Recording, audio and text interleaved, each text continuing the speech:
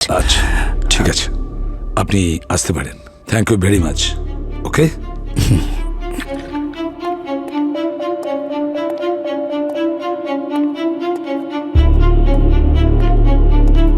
আসি।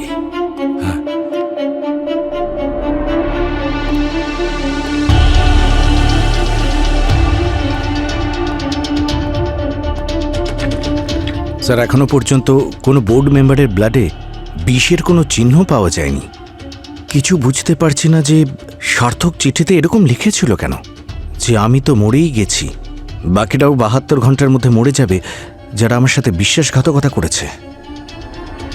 একটা কাজ করো সচিন, সার্থকের ফোন কলসের সমস্ত রেকর্ডস, ব্যাংক ট্রানজ্যাকশনের রেকর্ডস সব বের করো, সব কটা ভালো করে চেক করো। ছোটখাটো কোনো প্রমাণও যদি পেয়ে যায় না, তাহলে ঠিক আমরা এই কেসটা সলভ করে ছাড়বো।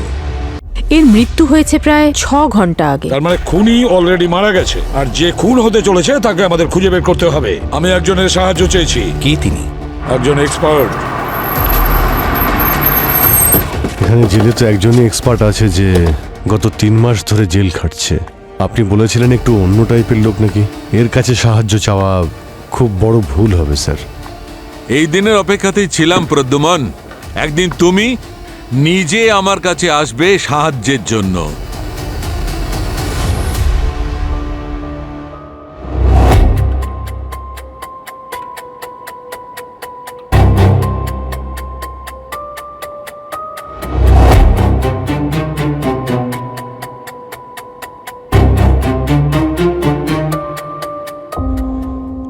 হ্যালো সারিকা,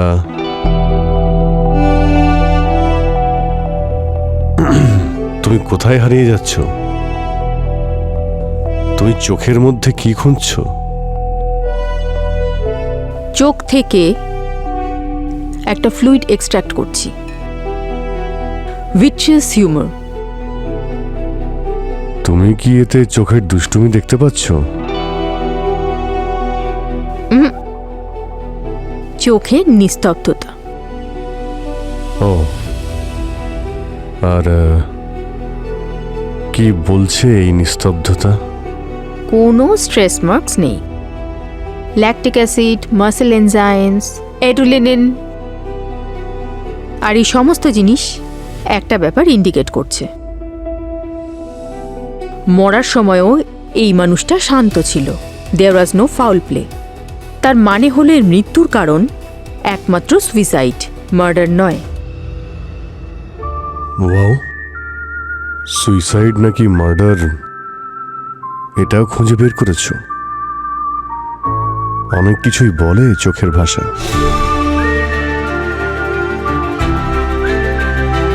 অদ্ভুত, মানছি আমি। মানতে হলে তাকে মানো যে আমাকে এই সব কিছু শিখিয়েছে, ডক্টর সালুকে। ও স্যার, হ্যাঁ সচিন। স্যার, ইন্সপেক্টর রাজবীরের ফোন এসেছিল কোলাবা থেকে। ওখানে একটা মার্ডার হয়েছে, খুব তাড়াতাড়ি আমাদের পৌঁছতে হবে। Case time sensitive. ওকে, ঠিক আছে, চলো যাই। স্যার, ভিকটিমের নাম সার্থক। একটা বিশাল বড় ক্লাউড বেস টেক কোম্পানি আছে, বদ্রা টেক। তারই সিও ছিল। স্যার, 0 থেকে কোম্পানি দাঁড় করিয়েছিল। ভীষণ সাকসেসফুল স্টার্টআপের ফাউন্ডার ছিল। দেখুন স্যার।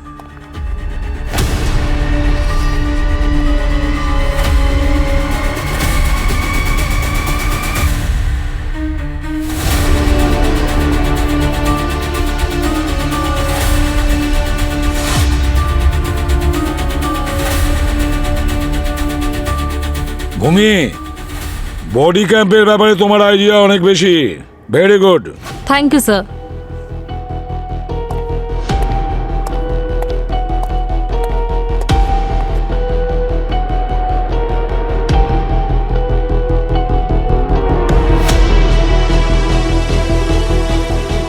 স্যার, সব দরজা জানলা দেখেছি, কোনো দিক থেকে ফোর্স এন্ট্রির তো কোনো চিহ্ন নেই। এক্স্যাক্টলি স্যার, আমিও সিসিটিভি ফুটেজ চেক করেছি। তাতে কেউ না তো বাড়ি থেকে বাইরে গেছে, আর না তো কেউ বাড়ির ভিতরে ঢুকেছে। এই মার্ডারের খবর আপনাকে কে দিল? স্যার, বাড়ির কাজের লোক। সেই একে এই অবস্থায় প্রথম দেখেছে।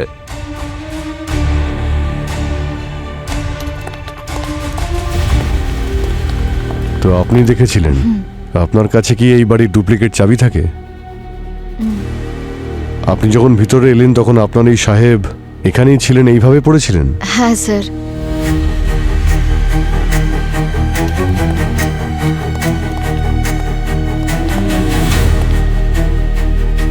স্যার যে হাতে গান ছিল সেই হাতে সেই হাতের আঙ্গুলে কি রক্তের ছিটে লেগে আছে? রাইট। আর স্যার গানশটের অ্যাঙ্গেল আর এ যেভাবে পড়ে রয়েছে তা থেকে তা দেখে মনে হচ্ছে সুইসাইড, তাই তো? Right sir. আর বাকি ইনফরমেশন তো এক্সটেন্সিভ টেস্টের পরই জানা যাবে। স্যার আরেকটা কথা, সার্থকের পকেট থেকে একটা চিঠি পাওয়া গেছে। চিঠি পাওয়া গেছে? তুমি এখন বলছো? কি ওটা, সুইসাইড নোট? অ্যাকচুয়ালি এটা সুইসাইড নোট তো নয়, এই চিঠিটা একটা অদ্ভুত ধাঁধার মতো। মনে হচ্ছে কেউ মার্ডার প্ল্যানের ব্যাপারে জানাতে চাইছে। আপনি নিজেই দেখুন। অভিজিৎ, দেখো তো কি আছে ওতে। স্যার,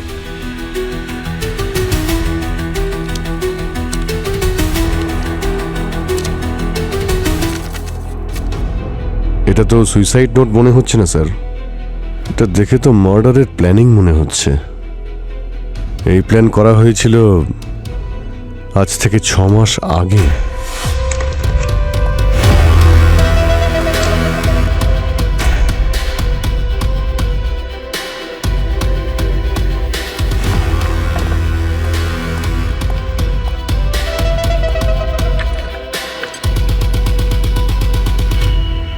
সরি সার্থক, তোমার এগেনস্টে মোড অফ লো কনফিডেন্স আমি প্রপোজ করেছিলাম। এখন তুমি এই কোম্পানির সিইও থাকতে পারবে না। Shut up! আমি নিয়ে এসেছিলাম তোমায় এই কোম্পানিতে। তুই তোমার বন্ধু ছিলি না? কাম ডাউন সার্থক, এই রাগই হলো তোমার সব থেকে বড় শত্রু, আমি নই। কাম ডাউন মাই ফুট। শত্রু না, তুই হলি ঘর শত্রু বিভীষণ। জানি না আরো কত আছে। আর তোমরা কি মনে করো যে তোমরা আমার থেকে কোম্পানি ছিনিয়ে নেবে? আমি তৈরি করেছি এই কোম্পানি। আমার এটা, আমার ব্রেন, আমার ট্যালেন্ট আর আমার রিস্ক নেওয়ার ক্ষমতার জন্য এই কোম্পানি তৈরি হয়েছে। আর তোমরা আমার থেকে আমার কোম্পানি ছিনিয়ে নেবে? তোমাদের মধ্যে বিন্দু মাত্র ট্যালেন্টও নেই। আর তুমি আমার বিরুদ্ধে লো কনফিডেন্স মোশন নিয়ে এসেছো। বলো কি প্রবলেম তোমার? আমরা সবাই এটা ডিসাইড করেছি যে এই কোম্পানির নতুন লিডারশিপের দরকার। আমার লিডারশিপে কি প্রবলেম আছে? তুমি ইমোশনাল, বড্ড বেশি ইমোশনাল তুমি। ইমোশন দিয়ে বিজনেস চলে না সার্থক। তোমার জন্য আমাদের সমস্ত ক্লায়েন্ট ব্যাকআউট করছে, কোম্পানি স্ট্যাগনেন্ট হয়ে গেছে।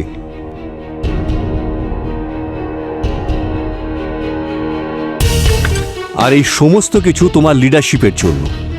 এনিওয়ে, আপনারা সকলে বলুন যে কে কে এই সিদ্ধান্তের সপক্ষে রয়েছেন।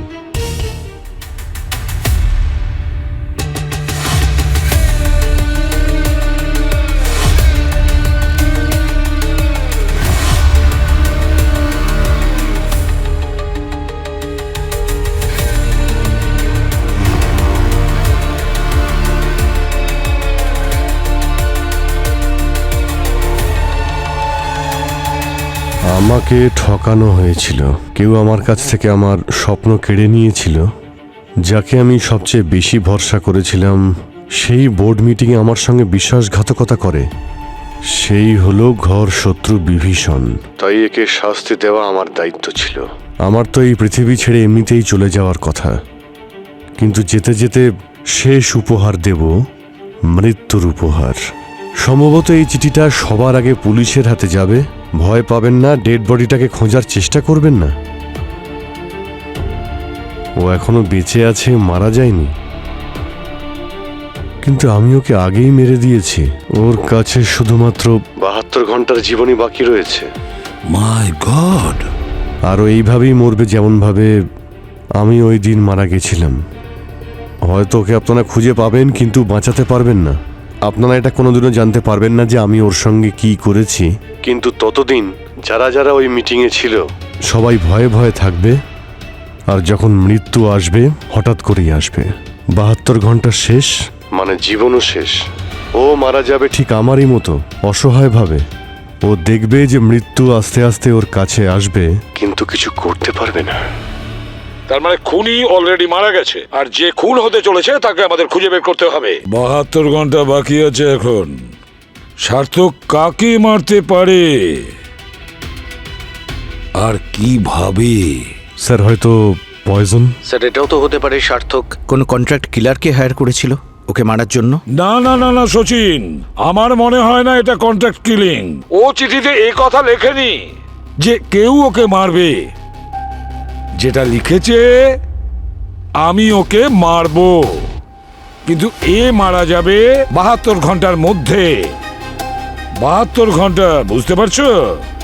Poison. Abhijit, slow poison. Sir, blood coagulation, body temperature আর রাইগার হওয়ার টাইম দেখে এটাও বোঝা যাচ্ছে যে এর মৃত্যু 6 ঘন্টা আগে হয়েছে।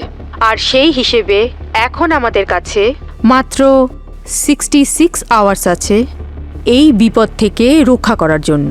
অভিজিৎ, একটা কাজ করো, তোমরা এক্ষুনি ওই কোম্পানিতে গিয়ে বোর্ড অফ ডাইরেক্টরদের সঙ্গে কথা বলো। ওখানে জানার চেষ্টা করো যে ওদের মধ্যে কোন মেম্বার সার্থকের বিরুদ্ধে ভোট দিয়েছিল। সব আর স্যার, সমস্ত বোর্ড মেম্বারসদের ব্লাড স্যাম্পলসও নিতে হবে। হ্যাঁ, আমাদের কাছে মাত্র 66 ঘন্টা রয়েছে, 66 আওয়ার্স। গিয়ে প্রথমেই খোঁজ নাও যে ওই চিঠি যেটা সার্থক লিখেছিল সে কি সত্যিই লিখেছিল নাকি কেউ ষড়যন্ত্র করেছিল। সার্থক সুসাইড করেছে। উনি নিজেকেই গুলি করেছেন। ও একটা নোট রেখে গেছে। ওটা সুইসাইড নোট নয়, ও একটা মার্ডার প্ল্যান করেছে। নিজের শেষ লেটারে ও এটাই লিখেছে। সিনিয়র লোকেরা যেভাবে চলে যায় বুঝতেই পারা যায় না। সত্যি খুব জিনিয়াস ছিল সার্থক, ইমোশনাল ছিল, মুডি ছিল। কিন্তু আমরা কোম্পানি নিয়ে ভাববো নাকি ওর ট্যান্ট্রাম নিয়ে? এই জন্য রাস্তা থেকে সরিয়ে দিয়েছেন? না, নট অ্যাট অল। দেখুন, ব্রিলিয়েন্ট হলে সব কিছু হয় না। লিডারশিপের জন্য আরও কিছু কোয়ালিটির দরকার। তাই ওকে সরাতে বাধ্য হয়েছিলাম। আচ্ছা, এর মধ্যে কি আপনার সার্থকের সঙ্গে দেখা হয়েছিল? না, তারপরে ওর সঙ্গে আর দেখা হয়নি আমার। আমরা দুজন পরস্পরকে পছন্দ করতাম না, পরস্পরের উপর ভরসা ছিল না আমাদের। তাই আমার ভোট তো ওর এগেনস্টে যাওয়ারই ছিল। আমার কাছে সার্থকের থেকেও এই বিজনেসটা ইম্পর্টেন্ট ছিল। সবাই কি ওর বিপক্ষে ছিল? হ্যাঁ, সবাই ওর বিপক্ষে ছিল। যদি আপনি ওর নেচারের ব্যাপারে কিছু জানতে চান, if you want to know the truth, একজন আছে যে ওর সম্পর্কে সমস্ত কিছু বলতে পারবে। ও সব থেকে কাছের বন্ধু, যার উপরে ও খুব ভরসা করত, মিস্টার ত্রিলোক। ত্রিলোক? ওকে। আচ্ছা, আরও একটা কথা, আপনাদের সমস্ত বোর্ড মেম্বারদের ব্যুরোতে আসতে হবে ব্লাড টেস্টের জন্য আর ইনভেস্টিগেশন করার জন্য। কারো ব্লাডে পয়জন বা টক্সিক কেমিক্যাল আছে নাকি নেই সেটার পরীক্ষা করা খুবই প্রয়োজনীয়, আর তাও তাড়াতাড়ি। দেখুন, আমি অত্যন্ত ব্যস্ত। যদি আপনার এত আর্জেন্সি থাকে তাহলে ব্লাড টেস্ট এখানেই করিয়ে নিন। দেখুন, সার্থকের নোট অনুযায়ী ওই পয়জন 72 ঘন্টার মধ্যে কাজ শুরু করবে। তাই ওই পয়জন আপনার ব্লাডেও থাকতে পারে। টাইম নেই আমাদের কাছে। ব্লাড টেস্ট, ইউরিন টেস্ট, জানেন আপনাকে কতগুলো টেস্ট করতে হবে। আর আপনি যদি চান এই টেস্টগুলো আপনার স্টাফেদের সামনে হোক, তাহলে এখানে টেস্ট করে নিচ্ছি। হ্যাঁ, ঠিক আছে, আই উইল গো। ওকে।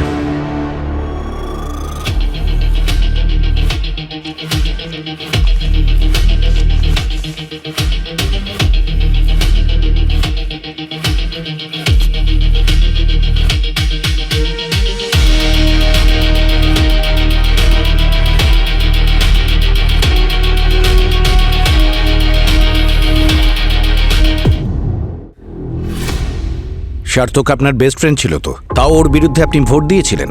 স্বাভাবিকভাবেই ওর কাছে আপনি একজন চিট, আর হয়তো প্রথম টার্গেট আপনি। আমি ওর সাথে কোনো চিট করিনি। তাহলে কে চিট করেছিল? আমি শুধু নিজের ব্যাপারে বলতে পারি।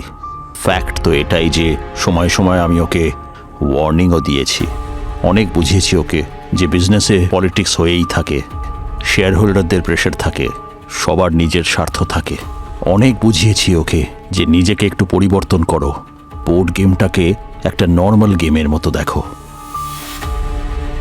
কিন্তু ও শুনতো কোথায় কারোর কথা। ভোটিংয়ের এক রাত আগে আমি ওকে সচেতন করেছিলাম। আমি ওর থেকে কোনো কথা লুকোইনি। আমাদের বন্ধুত্ব এক জায়গায়, কিন্তু বোর্ড মিটিংয়ে আমি ওর সঙ্গ দিতে পারবো না। কেন কেন দিতে পারতেন না? চিটিং তো হয়েছিল ওর সঙ্গেই।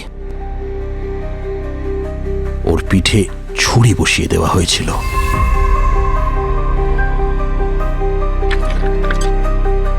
জানেন সার্থকের সব থেকে বড় ধাক্কা কবে লেগেছিল? যখন ওর নিজের কাকা মুকুন্দ ওর বিরুদ্ধে ভোট দিল।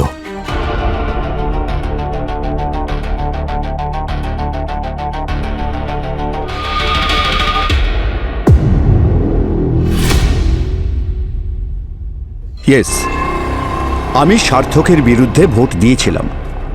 বিজনেস কখনো ইমোশন দিয়ে চলে না, এমনকি কারোর হুমকিতেও চলে না। আমার ভাইপো তো কি হয়েছে, আর ওর মধ্যে লিডারশিপের কোনো কোয়ালিটি নেই। আমি ওকে অনেক সহ্য করেছি। আমার ভাইপো যে নৌকোয় চড়েছে সেই নৌকোটাকেই ডোবানোর চেষ্টা করছে। তাহলে কি আমি ওকে বাঁচাবো, নাকি ভাইপোকে ভালোবেসে ওই নৌকোটাকে ডুবে যেতে দেব? কিন্তু আমরা এটা শুনেছি যে সার্থকই আপনাকে এই কোম্পানিতে নিয়ে এসেছিল। হ্যাঁ, নিয়ে এসেছিল। এই কোম্পানিতে সততার সঙ্গে কাজ করার জন্য এনেছিল আমাকে। ওর ইচ্ছে অনুযায়ী যে চলতে হবে সেই জন্যই কি এনেছিল। কিন্তু সার্থকের তো মনে হয়েছিল যে আপনি পেছন থেকে ছুরি মেরে দিয়েছিলেন। আপনাদের কি মনে হচ্ছে যে সার্থক আমার প্রতি বদলা নেবে, আমাকে মারার জন্য চেষ্টা করবে? না, যে কেউ হতে পারে, আপনিও হতে পারেন। ও তো তীর ছুঁড়ে দিয়েছে, কিন্তু লক্ষ্যবস্তু অন্য কেউ, আমি নই। আর এই কথাটা আপনি এত নিশ্চিত হয়ে কি করে বলছেন? দেখুন, যা কিছু হয়েছে না সবই বিজনেসের জন্য হয়েছে, কিন্তু বাড়িতে আমরা এক পরিবারের, ব্যাস। এর থেকে বেশি আমি আর কিচ্ছু বলতে পারবো না। আরেকজন বোর্ড মেম্বার আছে না, প্রাঞ্জলি? হ্যাঁ, ও মুম্বাইয়ের বাইরে আছে, ও আজ এসে যাবে।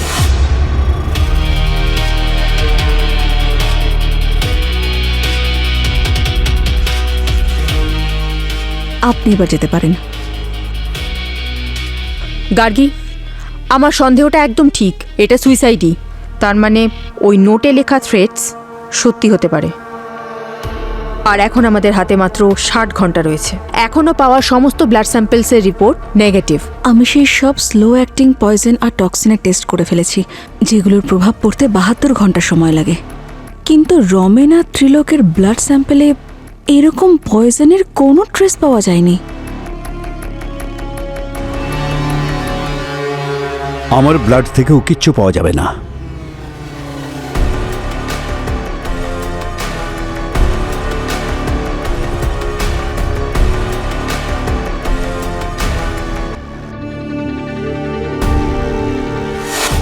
স্যার, আমি সমস্ত ডিটেলস চেক করেছি। সার্থকের হাতে লেগে থাকা রক্তের দাগ, গানশটে হওয়া আঘাতের অ্যাঙ্গেল, ওর হাতে লেগে থাকা গান পাউডারের রেসিডিউ, আর রাইগার সেট হওয়ার টাইম, সবকিছু তো এটাই কনফার্ম করছে যে সার্থক সুইসাইড করেছে। আর পয়জনের প্রমাণ কিছু? স্যার, রমেন আর ত্রিলোকের রিপোর্ট নেগেটিভ, ওদের ব্লাডে কোনো টক্সিন পাওয়া যায়নি। আর মুকুন্দ? সেটার রিপোর্ট আসা বাকি আছে। ডক্টর গার্গী সমস্ত স্যাম্পলস চেক করছে। স্যার, কিছু পয়জনসের রেজাল্টস আসতে একটু সময় লাগে, তার কোনো স্ট্রেসেসই পাওয়া যায় না আর্লি স্টেজে। এটা কিভাবে হয় সারিকা? কখনো কখনো ছিটকে চলে যায় আমাদের নজর থেকে। আরে কনফার্ম করার পরে বলো, ডবল চেক করো। It's not possible sir. কেন পসিবল নয়? কারণ এখন প্রতিটা মুহূর্ত দামি sir. Testing materials overloaded, dozen dozen কম্পাউন্ডসের স্ক্রিনিং হচ্ছে, এটা খুব সময় সাপেক্ষ। আমি এদের ডাবল চেক করতে পারবো না স্যার। সবার টেস্ট হয়ে গেছে? না, একজনের টেস্ট বাকি আছে। কার? প্রাঞ্জলি। স্যার, আমি সার্থকের সাথে ওর মৃত্যুর 2 দিন আগে দেখা করেছিলাম। তারপর আমি একটা ওয়ার্ক ট্রিপে চলে গেছি, আর যখন আমি জানতে পারলাম যে সার্থক আর নেই, আমি সাথে সাথেই চলে আসি। আমি ওর এগেনস্টে ভোট করেছিলাম, কিন্তু সেটা আমার বাধ্যতা ছিল। ও অদ্ভুত হয়ে গিয়েছিল। আমি সবার ভালোর জন্য করেছিলাম, একদম স্ট্রেসে চলে গিয়েছিল। সিওর দায়িত্ব ওর উপর চাপ হয়ে যাচ্ছিল স্যার। রাত্রে ঘুমাতে পারতো না, একদম খিটখিটে হয়ে গিয়েছিল, অদ্ভুত ব্যবহার করতো। সেই জন্য আমি ভাবছিলাম এই দায়িত্ব থেকে ওকে একটু ফ্রি করে দিই, যাতে ও একটু ভালো আর হেলদি লাইফ লিড করতে পারে। শুধু এইটুকুই। আমি ওকে কতবার বলতাম যে এত স্ট্রেস নিস না, হেলথের জন্য ভালো নয়, কিন্তু ও আমার কথা শুনতোই না। তাই আমি কি বা করতাম? আমি জানতাম যে বিশ্বাসঘাতকতা হয়েছিল ওর সাথে, কিন্তু আমি ঠকাইনি ওকে। ও জানতো আমি ওর এগেইনস্টে ভোট করবো স্যার।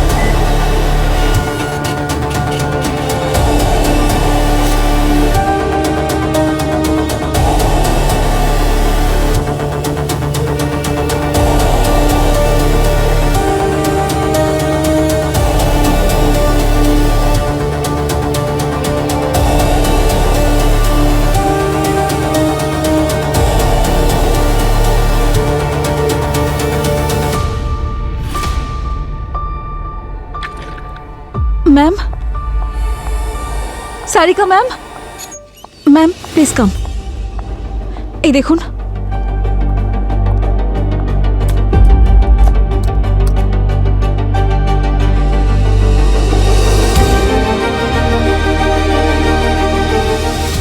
স্যার, প্রাঞ্জলির ব্লাড স্যাম্পলসে আমরা টক্সিনস বা মার্কাস জাতীয় কিছুই পাইনি, নাথিং অ্যাবনর্মাল। কিন্তু মুকুন্দর কেসটা একটু আশ্চর্যজনক। কেন? ওর ব্লাড স্যাম্পলে কোনো পয়জন পাওয়া গেছে? না স্যার, তো ওর স্যাম্পলসে আমরা ক্যান্সার সেলস পেয়েছি। হোয়াট? Cancer cells? হ্যাঁ, আর এই ক্যান্সার এখন একটা রিভার্সিবল স্টেজে রয়েছে, মানে মুকুন্দ আর হয়তো কয়েকদিনই বাঁচবে। স্যার এরকমটা কি হতে পারে যে সার্থকই কিছু করেছে যার কারণে ওর আঙ্কেলের ক্যান্সার হয়েছে? না না, এরকম হতে পারে না কীর্তিকা। সার্থক কিছু করবে আর আঙ্কেলের ক্যান্সার হয়ে যাবে। ক্যান্সারের মতো রোগের জন্য কাউকে ইনডিউস করা যায় না, ইম্পসিবল। ঠিক বলেছেন আপনি। আমার টিউমারের সঙ্গে সার্থকের কোনো রকম কোনো সম্বন্ধ নেই। ও তো আমার কপালের দোষে হয়েছে। সার্থক তো এ ব্যাপারে কিছুই জানতো না। আর যখন আমি জানতে পারলাম যে আমার ক্যান্সার হয়েছে,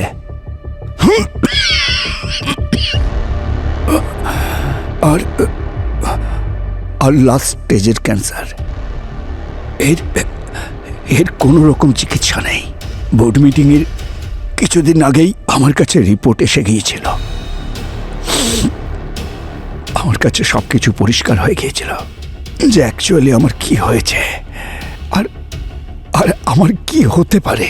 সেই জন্য আমি খুবই ভেবে চিন্তে এই সিদ্ধান্ত নিয়েছি যে আমার ভাইপোর হাতে এই বিজনেসটা তুলে দিলে সেটা বোকামি হবে।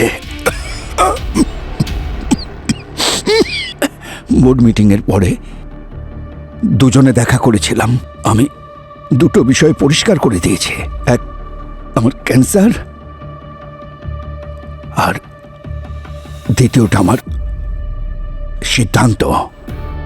আমি এটা জানতাম যে একজন অসুস্থ রোগী আর নিজের কাকার প্রতিও কখনো প্রতিশোধ নেবে না।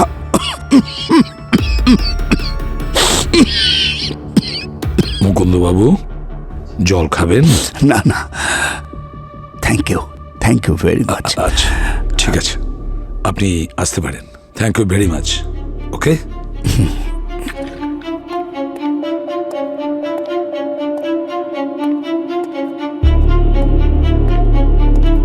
আসি।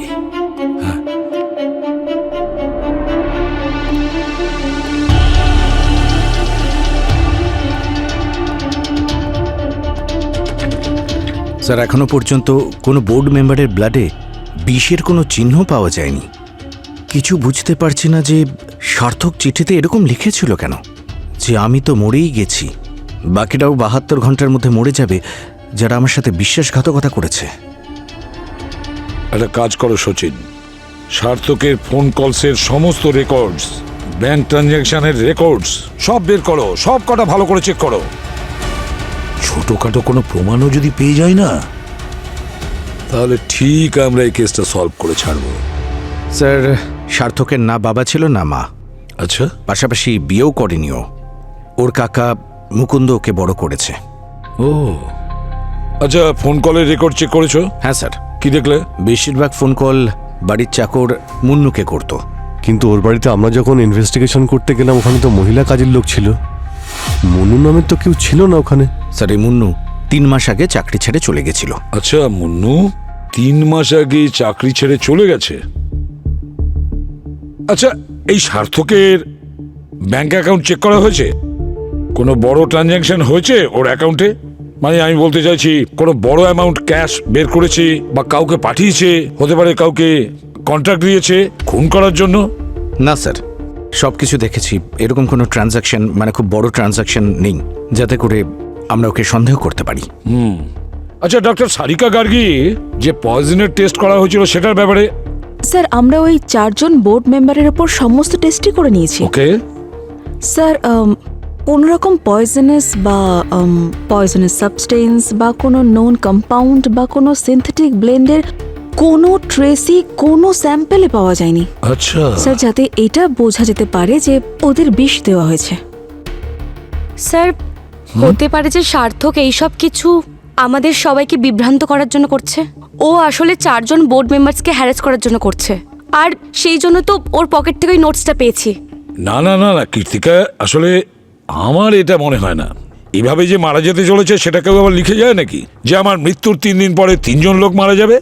না না না, এটা কখনোই হতে পারে না। এটা অন্য কোনো ব্যাপার, নিশ্চয়ই কোনো গোলমাল আছে যেটা কিনা আমরা কিছুতেই বুঝে উঠতে পারছি না। অভিজিৎ, হ্যাঁ স্যার, প্রথমবার এরকম কেস আমাদের কাছে এসেছে যেখানে খুনি আগে মারা যায় আর যে 3 জন মারা যাওয়ার কথা তাদের কোনো খোঁজই নেই, আর তারা কি করে মারা যাবে আমরা সেটাও জানি না। সেটাই তো, এটা উল্টো গেম চলছে, মাথায় ঢুকছে না। কি করব আমরা?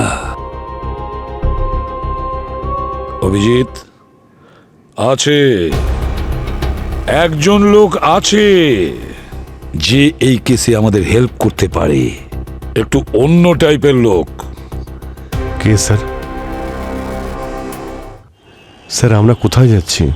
আপনি কিছু বলছেন না স্যার? আপনি কি কিছু ভাবছেন নাকি? অভিজিৎ, কখনো এমন সময়ও আসে যখন সাড়া পাওয়া যায় না, তখন আমরা কি করব? কারোর কাছ থেকে কি সাহায্য নিতে যাচ্ছেন? ঠিকই ভেবেছ তুমি অভিজিৎ, আমরা কোনো সাহায্যই নিতে যাচ্ছি। কে স্যার? কার কাছে?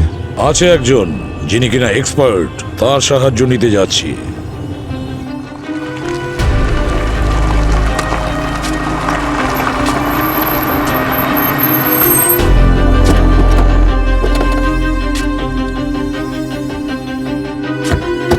স্যার এখানে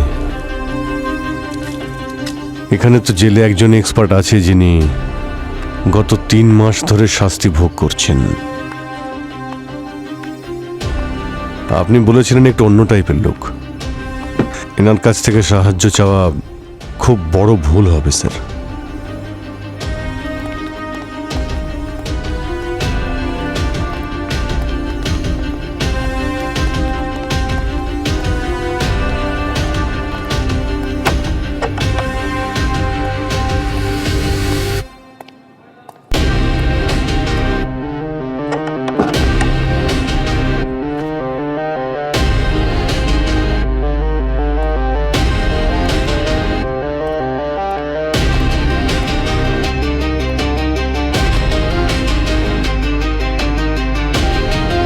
শালুখে,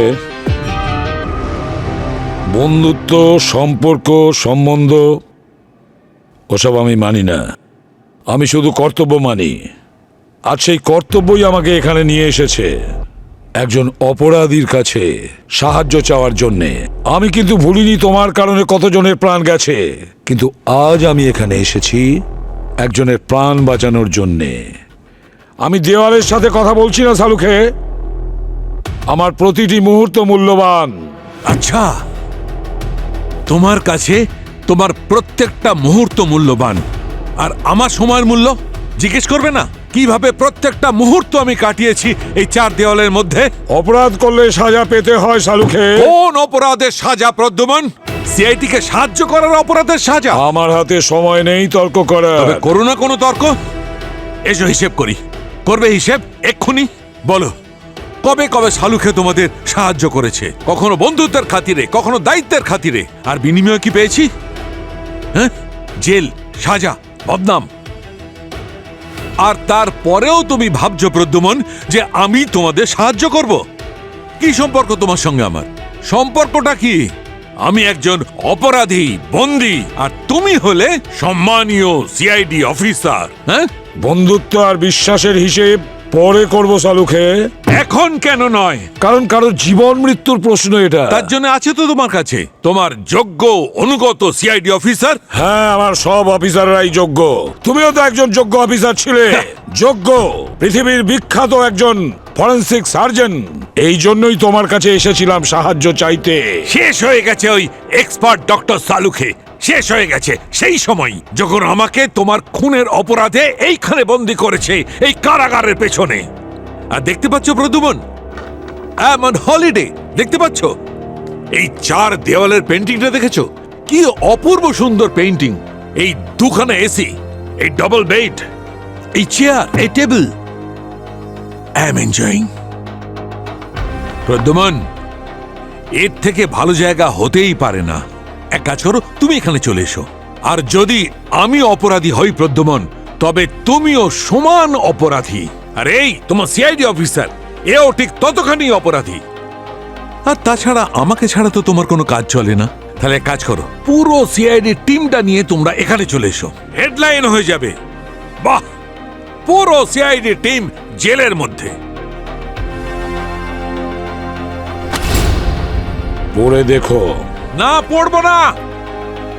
আমার কোনো ইন্টারেস্ট নেই ফরেনসিক সায়েন্সে।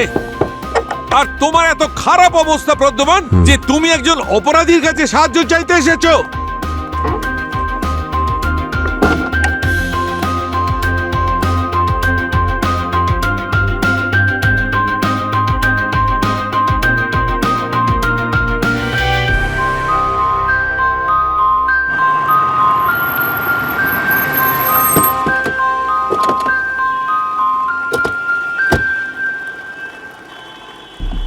আরে বলুন স্যার, কিরকম চা খাবেন? দুধ ছাড়া, দুধ দেওয়া, চিনি দেওয়া, না চিনি ছাড়া? চা তো আমি তোমাকে খাওয়াবো। হ্যাঁ, আপাতত এটা বলো যে সার্থকের কাছে কাজ করতে তো কাজ ছেড়ে দিলে কেন? কি হয়েছিল এমন? হ্যাঁ বলো। মনে হচ্ছে তুমি এখানে মুখ খুলবে না, সিআইডি অফিসে গিয়ে খুলবে। না না স্যার, বলছি সার্থক স্যার না খুব পাল্টে গেছিল যখন থেকে তাকে অফিস থেকে বার করে দেওয়া হয়েছিল। ও খুব ডিস্টার্ব থাকতো, নিজের মনেই বিড়বিড় করতে থাকতো। আমি তো সত্যি খুব ভয় পেয়ে গেছিলাম, স্যার আবার পাগল হয়ে যাবে না তো। কি বিড়বিড় করতো? কিছু বোঝা যেত না স্যার, কিন্তু হ্যাঁ, একদিন ফোনে কার সাথে বিড়বিড় করছিল, মানে খুব জোরে জোরে চিৎকার করছিল কোনো একজন রামু নামের লোকের ওপর। স্যার, সার্থকের ফোনে চেক করি এই রামুটাকে।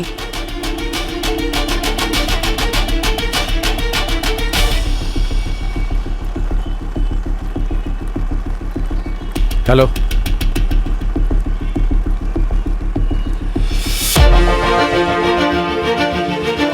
দেখো তোমাকে সিআইডি ব্যুরোতে আসতে হবে।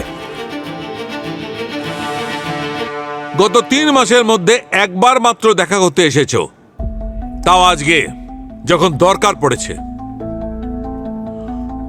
তুমিও এসিপি সাহেবের মতো বদলে গেছো, সুবিধাবাদী। কি ভাবছো? তুমি ভাবছো যে তুমি আমাকে রাজি করাবে অভিজিৎ? সময় সবকিছু পাল্টে দিয়েছে অভিজিৎ। এখন আর সেই ডক্টর সালুখে নেই যাকে তুমি চিনতে। পাল্টে গেছে ডক্টর সালুখে। আমি জানতাম যে এখানে এসে কোনো লাভ হবে না, তাও আমি স্যারের সঙ্গে এখানে এসেছি, কারণ ওনার আপনার কাছে আশা আছে। ওনার এখনো মনে হয় যে আপনার থেকে ভালো আর কোনো ফরেন্সিক এক্সপার্টই নেই।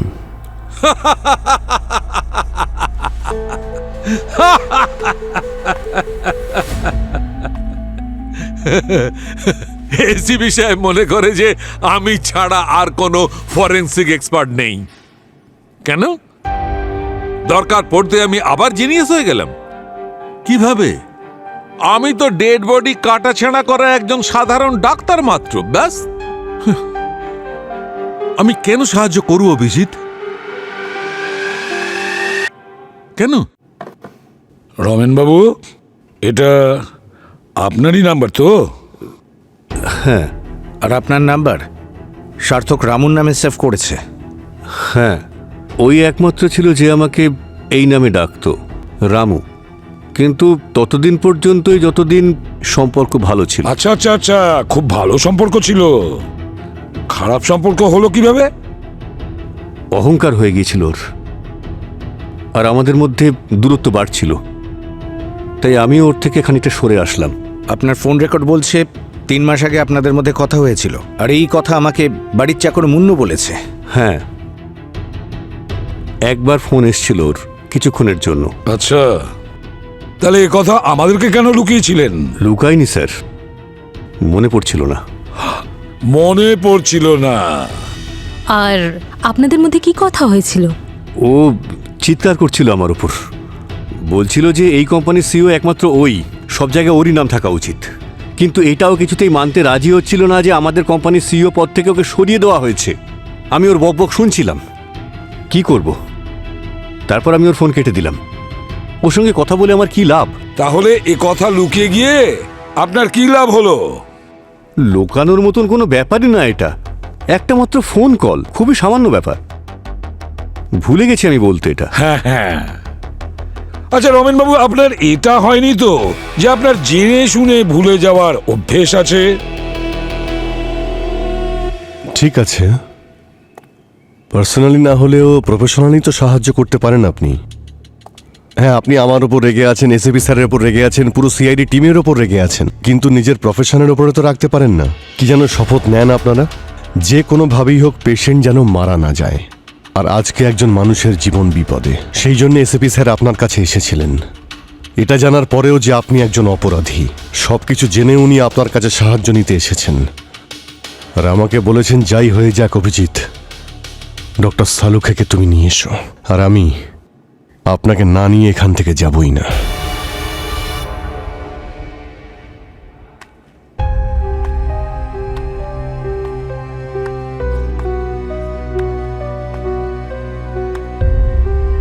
তুমি এতটাই ভরসা করো তোমার এসিপি সাহেবের ওপর? ভুলে গেছো অভিজিৎ, তুমি ভুলে গেছো এই এসিপি প্রদ্যুমন ছিল যে তোমার থেকে তোমার ব্যাচ আর তোমার গান কেড়ে নিয়েছিল, তোমাকে অপরাধী প্রমাণ করেছিল। আর তোমাকে বাঁচিয়েছিল কে? এই ডক্টর সালুখে। দয়াকেও উনি অপরাধী প্রমাণ করেছিলেন আর আমি বাঁচিয়ে নিয়েছিলাম। আর আজ আমি বিশ্বাসঘাতক? কিন্তু একটা কথা সব সময় মনে রাখবে, এসিপি প্রদ্যুমন হচ্ছে বারবার রং বদল করা গিরগিটি। আজ আমি এখানে, কালকে তুমি এখানে থাকতে পারো অভিজিৎ।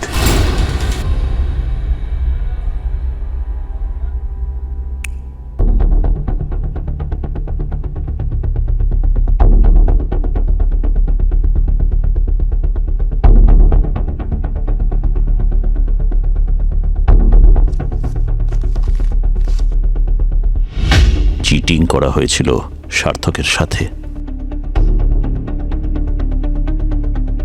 কিন্তু ওই দিন নয়, যেদিন আমরা ওর বিরুদ্ধে বোর্ডরুমে ভোটিং করেছিলাম। ওটা তো ক্লাইম্যাক্স ছিল। মানে? এর শুরুটা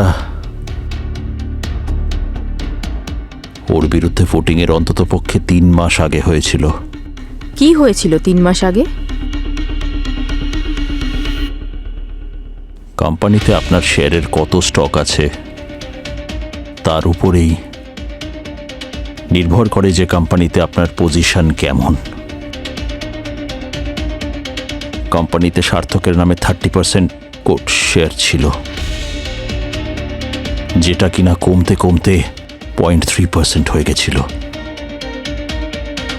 ওর কাছে শুধু সিইওর পোস্ট ছিল, পাওয়ার ছিল না। আর এই খেলাটা রমেন খেলেছিল। 15 দিন আগে আমার সার্থকের সঙ্গে শেষ দেখা হয়েছিল ওর ব্যালেন্স পে আউট চেক দেওয়ার জন্য। হয়তো 15 দিন আগেই ও আমাকে পয়জন দিয়েছিল, আর সেই পয়জন এখনো কোনো এফেক্ট করতে পারেনি। এত স্লো পয়জন, তাই না? অদ্ভুত ব্যাপার। আপনারা আমার ব্লাড টেস্টও করেছেন, বিপিও চেক করেছেন, কি পেলেন আপনারা? কিচ্ছু না। Then how and why? আরো একটা বড় কথা বলতে ভুলে গিয়েছিলেন রমেন বাবু। সার্থকের কোম্পানিতে আপনি গোলমাল বাঁধিয়েছিলেন। সার্থকের কোম্পানির শেয়ার 33% থেকে আপনি 0.3% নামিয়ে নিয়েছিলেন। ভিখারি বানিয়ে দিয়েছিলেন ওই সার্থককে। যা কিছু হয়েছিল সব লিগালি হয়েছিল। আর তার পরিণাম কি হয়েছিল? সার্থক আত্মহত্যা করেছিল। আপনি এমন ভাবে বলছেন যেন কিছুই হয়নি। ধিক্কার জানাই আপনাকে। এসব কোম্পানির ইন্টারনাল ম্যাটার। চুপ! এখন আর এই ম্যাটারটা ইন্টারনাল নেই। জানি না আর কত কথা লুকোচ্ছেন আপনি। আমি জেনে বুঝে আপনাদের কাছে কোনো কিছুই লুকোচ্ছি না। সার্থকের সঙ্গে ফোন কলের কথাও আপনি ভুলে গেছেন, ওর কোম্পানির শেয়ারের ব্যাপারেও ভুলে গেছেন আপনি। আমি কি করে জানবো যে সার্থক সুইসাইড করবে? আর ওর সুইসাইডের ইনভেস্টিগেশনে কোম্পানি শেয়ারের এতটাই ভ্যালু থাকবে? রমেন, আপনি জানেন তো না যে কোনো অপরাধের পেছনে কোনো সত্য লুকিয়ে রাখাটাও একটা বড় অপরাধ। সার্থক তো ওর নিজের বাড়িতে সুইসাইড করেছিল, অফিসে তো করেনি। আর বাকি ওই নোটসের ব্যাপার, যেটা 72 ঘন্টার ব্যাপারে ছিল। আমি কিন্তু একটা কথা আপনাদের পরিষ্কার বলতে চাই, সার্থক যাকে মার্ডার করার প্ল্যান করছিল সেটা তো আমি কখনোই হতে পারি না। কারণ বোর্ড মিটিংয়ের পর তো ওর সঙ্গে আমার একবারও দেখা হয়নি, আর এমন কোনো পয়জন তৈরি হয়নি যেটা ও আমাকে 6 মাস আগে দিয়েছে আর যার কাউন্টডাউন এখন শুরু হবে।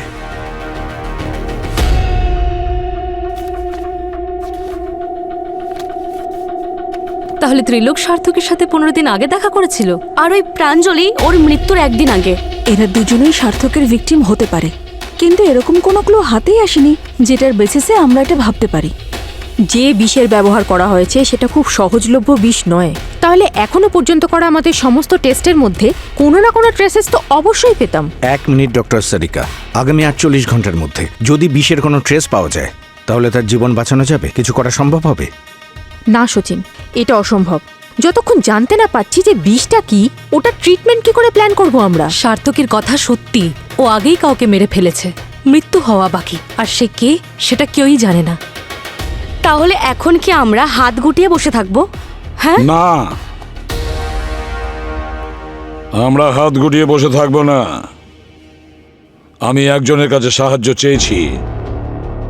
কার থেকে সাহায্য চেয়েছেন? কেউ নেই। একজন এক্সপার্টের কাছে। হ্যাঁ, কথাটা আপনি ঠিকই বলেছেন। যখনই কোনো আমাদের বিপদ আসে, আমাদের অপবাদ দেওয়া হয়, উনি তো তখন সরে যান। সাহায্য আপনি করেছেন, আপনি আমাদের বাঁচিয়েছেন, উনি কোনোদিন কিছু করেননি। কখনো দয়ার দিকে আঙুল, কখনো আমার দিকে আঙুল। স্যার, আপনি ঠিকই বলছেন। আজকে আপনি এখানে, কাল আমাদের মধ্যে যে কেউ এখানে থাকতে পারে। অভিজিৎ, একটা কথা ভালো করে বুঝে নাও, এসিপি প্রদ্যুম্ন কখনো কারোর বন্ধু হতে পারে না। ওর শুধুই প্রয়োজনের বন্ধুত্ব। প্রয়োজন হলে অফিসারদের কথা মনে পড়বে, প্রয়োজন হলে ফরেন্সিক ল্যাবে আসবে, নাহলে কোনো ফরেন্সিক নেই, কোনো ইন্সপেক্টর নেই, কিচ্ছু নেই। কিন্তু আমার তো মনে আছে স্যার, আপনি কতগুলো কেস সলভ করেছেন। প্রত্যেকটা কেসের কথা মনে আছে স্যার, আপনাকে ছাড়া সলভই হয়নি। ওই যে রেবার অ্যাসিড মার্ডার কেসটা স্যার, হ্যাঁ, আপনি খুঁজে বের করেছিলেন সালফার ডাইঅক্সাইড কোথায় লুকিয়ে রাখা হয়েছিল। এক্স্যাক্টলি। আমরা তো এদিক ওদিকে খুঁজছিলাম। আর বিনিময়ে আমি কি পেলাম? প্রেস কনফারেন্সে পুরো নামটা হলো এসিপি প্রদ্যুম্নের। হ্যাঁ, আর মেডেল নেওয়ার সময় মনে রইল না যে কোনো ফরেন্সিক এক্সপার্টও আছে যে তাকে সাহায্য করে। স্যার, আপনি ডক্টর সালুকেকে এই কেসে ইনভলভ করছেন, যিনি আপনাকে ঠকিয়েছেন, আমাদের সকলকে ঠকিয়েছেন, পুরো সিআইডিকে ঠকিয়েছেন, যার জন্য আমরা এখনো অন্ধকারে। আর আমরা টিমের মধ্যে বিশ্বাসঘাতক খুঁজছিলাম স্যার, আর ওনার জন্য আমরা একে অপরের থেকে দূরে সরে যাচ্ছিলাম। আর এইসব যা কিছু হয়েছে স্যার, ডক্টর সালুকের জন্য হয়েছে। আমি ভালো করে জানি সচিন, কিন্তু এই মুহূর্তে আমার কাছে এই কেসটা সব থেকে ইম্পর্টেন্ট। বহু লোকের জীবন বিপন্ন।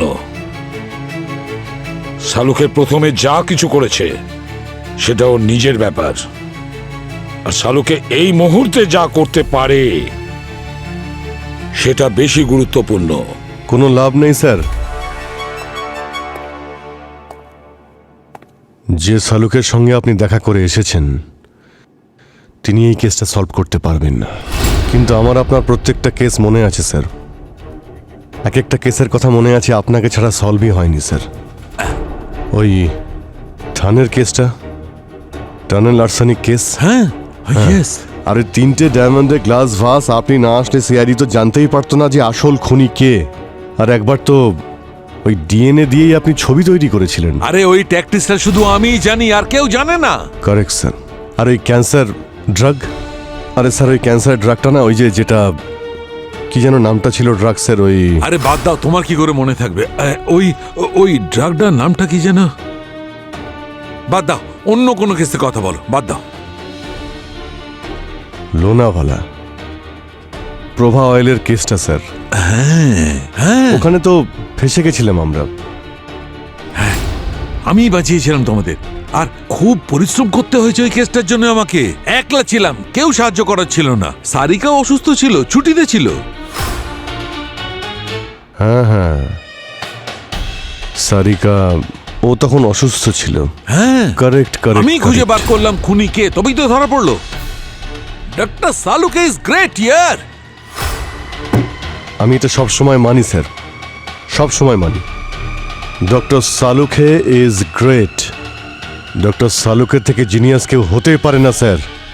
Doctor Salunkhe is great. Thank you Abhijit. আমি আপনার নয় ডক্টর সালুখের প্রশংসা করছিলাম। মানে মানে তুমি ডক্টর সালুখে হতেই পারো না। ডক্টর সালুখে কোনোদিন ড্রাগের নাম ভোলে না। কি বলছো কি? আর এই লোনাভালার কেসটার সময় ওখানে সারিকা নয় ডক্টর সালুখে অসুস্থ ছিলেন। ওনার ডেঙ্গি হয়েছিল, 1 সপ্তাহ উনি হসপিটালে ছিলেন। আমরা ওখানে সবাই লোনাভালাতে আটকে গেছিলাম 3 দিন ধরে। ওই কেসটা ডক্টর সারিকা সলভ করেছিলেন, সালুখে নয়। আমি অন্য কিছু ভাবছিলাম।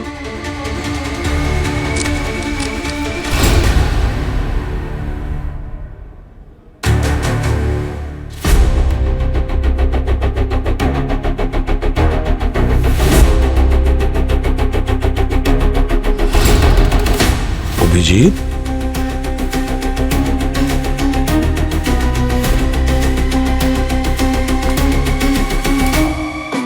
যদি জেলে যে আছে সে শালুকে না হয়, তাহলে আসল শালুকে কোথায়?